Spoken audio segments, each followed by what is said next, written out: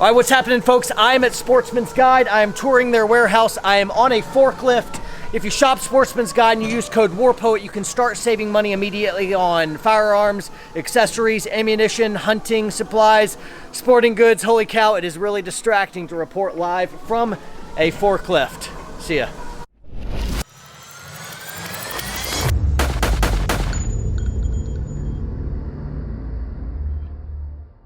All right, what's happening, folks? I'm hanging out with my homeboy, Evan. What's up? And before you accuse us of being an adorable couple, we did not plan to wear matching shirts. Second Amendment right there. Let me zoom in. Boom. Crush. Clean. Warrior Poet Society. And there's Evan. Anyway, we were chatting about activism stuff, and I wanted to make a quick video to talk about the two different types of activists. One you know very well, they're the political activists. The second is more the social activist. Anyway, the first one, the political activist, this is more of a face-to-face, whereas the societal one, it's more like arm around shoulder, come with us, invitational and coming in. A lot of times the political guy is somebody who is loud. They're pushing people to raise money, to get involved, to give of time, to give of resources.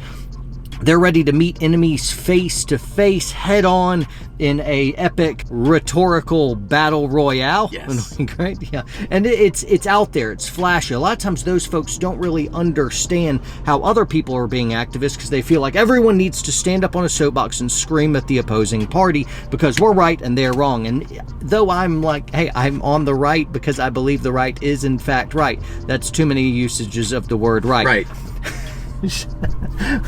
Well played. Look at that. You see the I'm in a vlog fashion. I'm using my pinky finger here to zoom in and out. Nice. Like that. That's excellent. I know.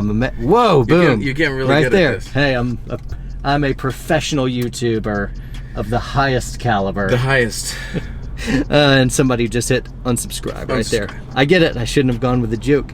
Anyway, the social activist is every bit as important in that they're actually really growing the gun community and the First Amendment community by soliciting more and more support to our side at more of a grassroots level. It's invitational, it's kind, it's bringing people into the fold through attractively inviting people in, and it's ever so important. You really need political activism and you need social activism if we're hopefully to win the war. If you are going to kind of art of war this out, understand that a lot of battles are won in kind of covert operations. It's more secret warfare. It's not as much in your face, drawing up the battle lines and just ending in an epic clash.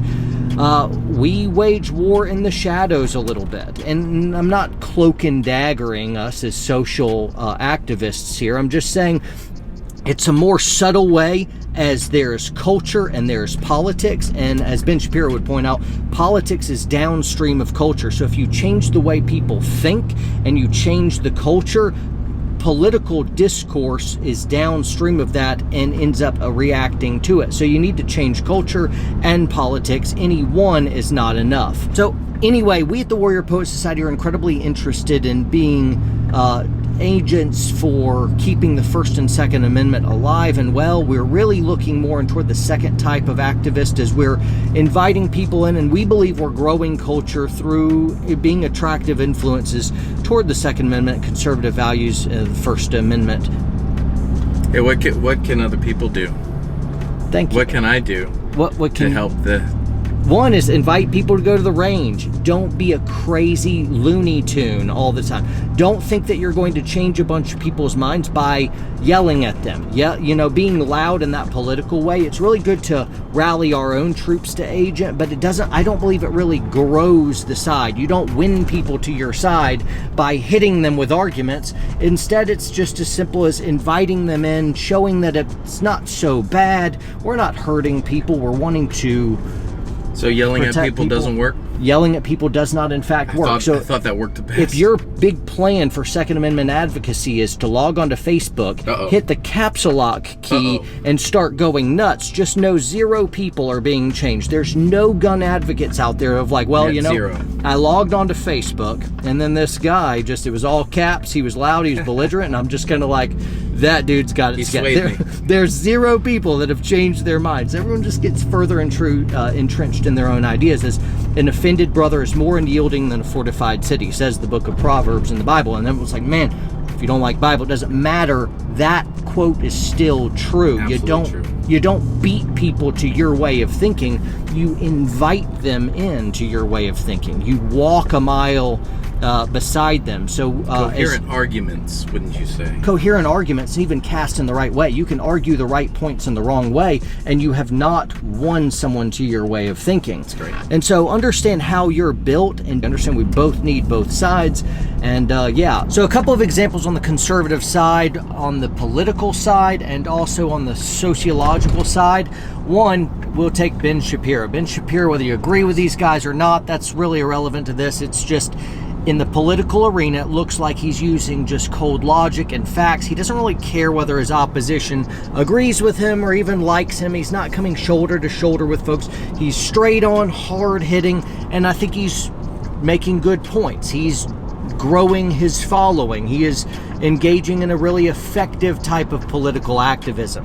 You take someone else, though, waging a completely different type of warfare. You look at Jordan Peterson, and he's not as much face-to-face, though he does do that some. He's a little bit more shoulder-to-shoulder, whereas when his opponent says something he thinks is absolutely idiotic, he says, well, that's very interesting. And then he dismantles them in a way that shows that he didn't agree with them at all. But anyway, the way he goes about it is more of a friend. It's a social, more activism, though he's also getting into political discourse. It's really the spirit of how these guys engage in growing their movement is what I'm looking at. You can also, and I think the political activists particularly can get really dogmatic, and some of their weaknesses are when they really can't hear the other side's opinion. They're rallying the troops in a really, really just aggressive and in a way that just ticks off the opposition in an unnecessary way. It's fun to stick it to the man. It's fun to make a point, but sometimes we have to choose between making a point and actually making a difference. We have to choose between making a point and changing someone's mind. And so the political activist wants to make a point, and they should oftentimes make that point, whereas the social activist really is more interested in, at the end of the day, how can I phrase stuff in such a way that I make a difference, I win people to our cause, and our troops get to be larger, to be stronger. What's more fun, though? Yelling at people? Oh, the political activism is way more fun. Way more fun. It's more fun to watch Ben Shapiro verbally and logically thrash somebody than make a nice, calm, coherent thought. What do you think? I think you can see the point that you really do need the political activist and the social activist. How are you built, and what are you kind of called to be able to engage in? I don't think we're in a time where anyone can afford to be apathetic regarding First, Second Amendment. If you're not looking at this stuff, the decisions will be made for you. All of us have to be tuned in, and I'm not really a political animal. Aside from just being a gateway into gun culture and gun community here that's a little bit calmer and